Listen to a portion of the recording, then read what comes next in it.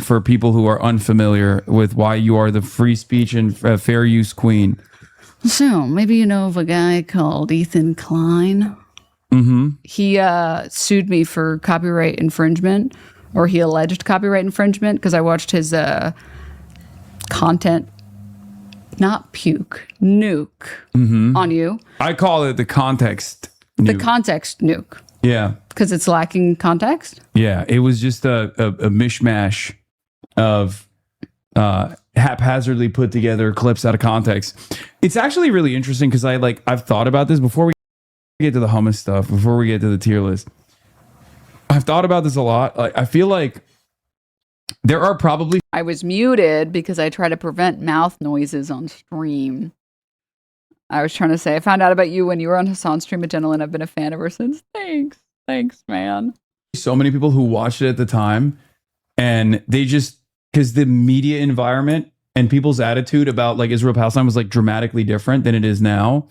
And people were just like not knowledgeable about it at all. And they probably were like, yeah, this guy's actually so scary. And as time has gone by, I feel like it's like wine. You know, with time, it ages very well. Like his takes age very poorly, but I think like my takes have aged very well because, you know, people have tried to make a big deal out of some of my positions, some of the things that I've said. Which district is this candidate running for? Okay. People are used to candidates in this chair. Yeah, people are used to having candidates and Norm Finkelstein sit on that chair. So I really don't know how to feel about the cuck chair situation. Yeah, it's not the cuck chair. Are you kidding me?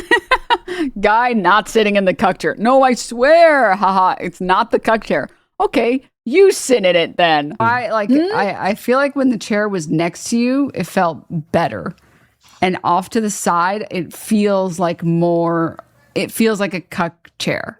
Yeah, well, it's not the cuck chair at all. I'm flipping it so you can see it better. It's not. Okay, I'm going to suggest something. I don't know how difficult this would be to do, but I get what he's talking about, that when you're interviewing someone, you want to be able to face them, at least sort of. And I do think that when he's talking to someone like, you know, Norm, they should be able to face each other for that interview because he's not really looking at chat. They're not really doing reacts. Otherwise, I think if you're doing reacts with a guest, they should be sitting next to you. The cuck chair at all. It's to the side is better because then we can, you know, have a, you know, normal conversation. Also, it looks better on camera. Okay, you're right. The side to side. Yeah, it looks way more professional on camera. Which I will say, the camera setup is dope. His team does a great job. Okay, we're moving. Oh, this is a nice backdrop. Yeah, it's a better backdrop. You got the New York Post, Ram Mamdani, the Hateful Slate, all that good stuff. But I will say, sitting here definitely feels like I feel like I'm observing. Yeah. You know? Yeah. Well, you know, this is a more professional setup. It's not a big deal. We're moving up in the world, you know, and the lighting is better, and we're just getting better every day. All right, so. I didn't cuck Norm Finkelstein, but what I was saying is the context nuke. Like, I wonder how many people that watched it back then that were like, when did this happen? This was Sunday. This guy's a fucking radical. He's a dangerous radical. He's a fucking terrorist. I wonder how many of those people would, if they were to look back at it with today's eyes, how many of them would be like, what the fuck was I thinking? Yeah, I think a lot. I think also it didn't have like a salient message at the core of it other than like terrorist sympathizer. But then you like ask anyone to like elaborate and they didn't retain anything from it. So anyone who still holds that opinion, who's like too far gone realistically, they can't repeat anything. It's like, which if you make this like propaganda video in an attempt to like push people towards your side, you should have enough like snappy remarks that people can reiterate those same remarks. But unfortunately, currently, what was the result of the content puke? People just say like terrorist supporter, sympathizer, when you're like, well, what? They say Houthi, Yemeni kid. And that's it. That's their only, they don't even have any other one-liners. So I just don't think it was, I don't know. He brought a terrorist on his stream. It's like, source. Yeah. Source. And then beyond that, I think it's like, I mean, all of it was shit that he had already been talking about for months. Yeah. So it was like boring. So what happened? So let's go back to the beginning. So he made this fucking video. It was just chock full of Hasbara. pro-Israel propaganda, not so subtle. And it was just like a Reddit post that he compiled with other people helping him.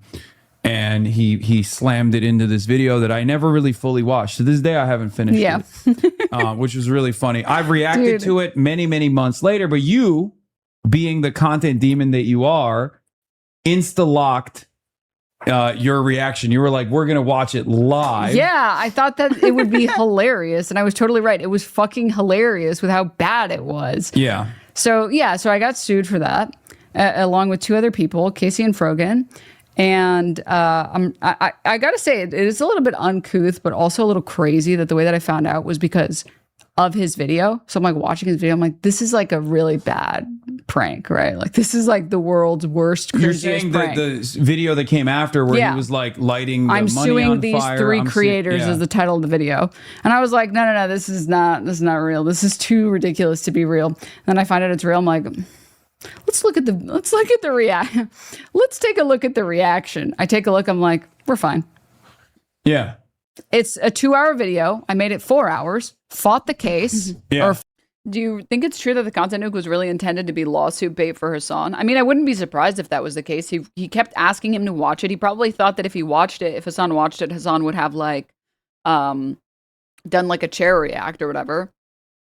And then he probably thought it would finally be grounds to sue him. So I wouldn't be surprised if that was one of his goals.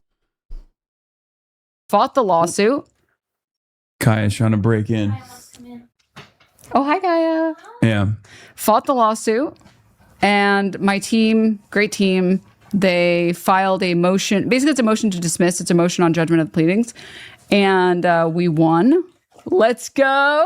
Yeah. And his own precedent was cited against him. Somebody else counted it. I think it was like 14 times. Yeah, no, it was an unbelievable victory for fair use. The same person that had this pivotal court case back in the day that really played a huge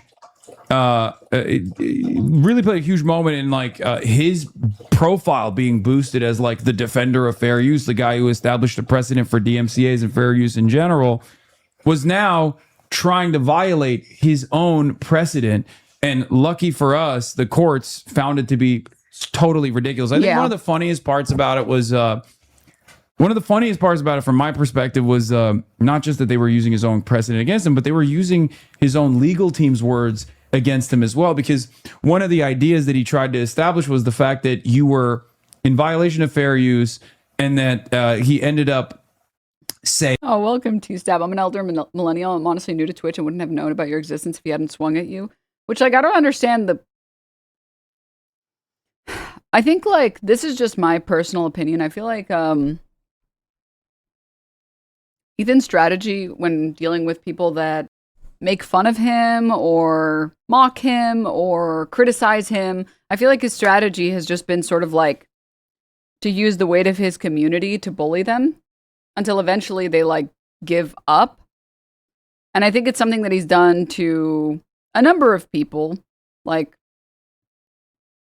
the psychologist at one point and a bunch of like other people as well. It's very cry bully behavior. I honestly don't even know how much of it is intentional on his part or whether it's all just like, for lack of better words, autopilot. Like this is just his default is to deal with criticism that way instead of like internalizing any of the criticism or thinking about the criticism. Because you can dislike someone, but they can make decent criticisms of you. I feel like anything is a learning opportunity if you make it one. And it feels like he just takes all of it as hate to him, right? And now he just hides behind, oh, my children, the CPS. And it's like, but you've been doing this long before that. And I mean, you even admitted you were setting the trap in your video. You said, I'm setting a trap. I had this great idea to set this trap. And that was months before anything even related to CPS. So I press X to doubt on that. But regardless, I think he takes a lot of the criticism very personally. After he takes it personally, I think he feels this instinctive desire and urge and need to fight back and get those people to stop talking about him. But like, I don't know, one thing I have to say is, who cares? Like, I don't know. I see like the slop tubers that talk about me and I'm like, okay, good for you, little buddy. You keep pumping them out. You keep pumping out that slop. Like, I know it can't be fun. I know it can't be fun to make like the 17th Hasan bad video this week. You're just like capitulating to like the algorithm, which is a sad, depressing life to live. You're not even making content that you're like, that fills you with joy. You're just making this content that you know the algorithm will like. It's kind of depressing. So it's hard to give a fuck about it. And none of their criticisms are like salient. Their criticisms are just like, yeah, well, stupid, sexy denims, and that's it. So it's very boring. Like, it's very easy to not care, right? But I feel like Ethan takes all of it, like any insult, any criticism, he takes all of it very personally. And so I think that after we were banned for 30 days for hummus, for a different tier list about hummus, and after like pretty incessant H3 fans, like you can go and check like my Instagram at like peak. You can see some of these posts. It's just nothing but H3 fans being like, you're a rape denialist, you deny rapes, you hate Jews, you're anti-Semitic. Like, it's like, unfortunately for them, I didn't notice it until like 6 months later because I never check Instagram. I was like, what is happening in these comment sections? Oh my God.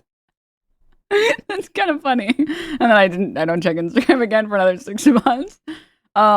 Like, I think if you care at all about that stuff, it's incessant and it's nonstop.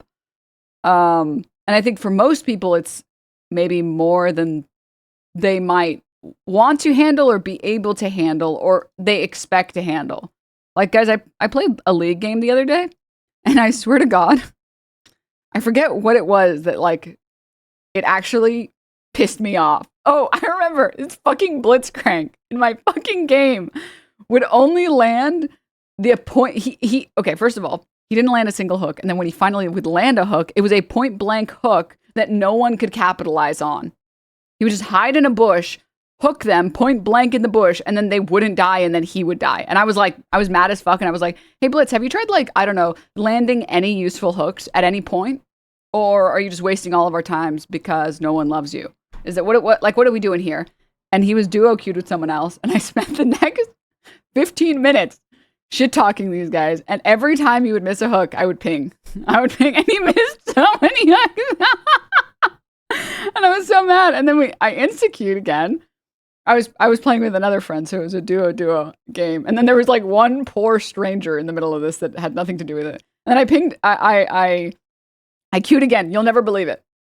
They were on my team again, and you'll never believe it. Then I got Blitzcrank. And guess what? I landed every fucking hook.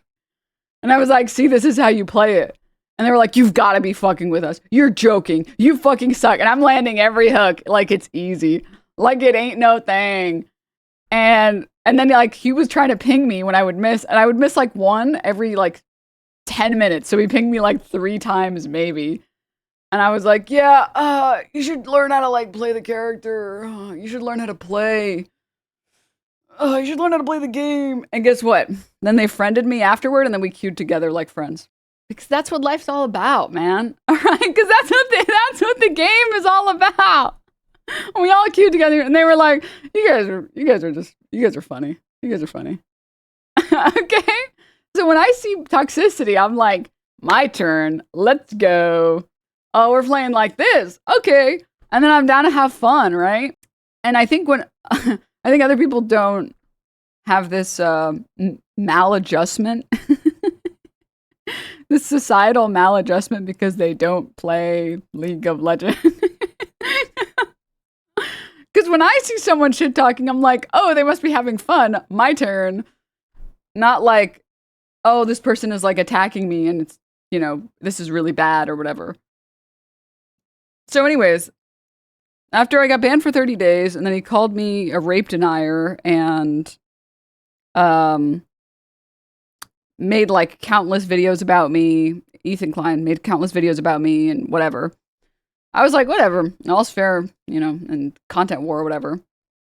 If you want to make fun of me, that's fine with me. I don't really care. Okay, more content, I guess, sure. And then I think he did the only thing that he thought he could do, which is use a lawsuit. because he knows that he has more money than a lot of other creators do. Unfortunately, I am an endless well of energy, okay? So I was not a good target for that either. And I saw that and I was like, oh, okay, we're doing this now. All right, sure. Oh, we're going beast mode, huh? Let me lock in. Generational lock in. Let's go. All right. If we got to take it to court, we got to take it to court, I guess. Sure. So, but I can only assume that that was the reason that he pushed forward with the lawsuits. And it's because, like, if his goal was to silence his critics. Now, I can't read his mind. Maybe that wasn't his goal. Maybe he's operating on pure id. But if that was his goal was to silence his critics or whatever, and nothing else was working, the next best thing is a lawsuit, right? Because people are generally, reasonably, fairly afraid of lawsuits. And I think it did work to like stifle a lot of criticism against him, but unfortunately it also stifled like anything else against him. And when he doesn't have anyone that's like going after him, that's like, I feel like his content is beefing with other people. So he like lost all of that content because everyone was like, oh, I didn't know you were a crazy person that's just going to sue the first person that disagrees with you. Jesus. All right, well, I guess we'll just fuck off now. And it's like, congrats. Now nobody wants to play with you anymore. You like lost one of your best streams of revenue for your content. Okay. Because who the fuck wants to get sued, right? Pedotroll got one hostage video, so it's a partial win, and now everybody wants to do collabs with him again. Exactly. It's like, huh? All right, but back to this video. I want to skip ahead a little bit, because we just talked about the content nuke, and you guys know about the content nuke, so. We're going to do today. If I may introduce the idea. Go ahead. I have prepared 7. Us fatties like sweets. Okay, but I'm like a fat ass too, and I like sweets as much as the next person, but that's taking it too far, you know? That's taking it just a little too far. How lucky am I, though, that the homemade one was last? Pretty lucky. Anyways, guys, yeah. Remember that time Ethan Klein sued me? Why did he decide to, like... You know the meme where people say, like, oh, Your Honor, I didn't stab him. He fell into my sword. He fell into my knife. And then he actually did that. He was like, here you go. All of the love that I have on the internet. You can have it. You can take the fair use crown. Why? Anyways, yeah.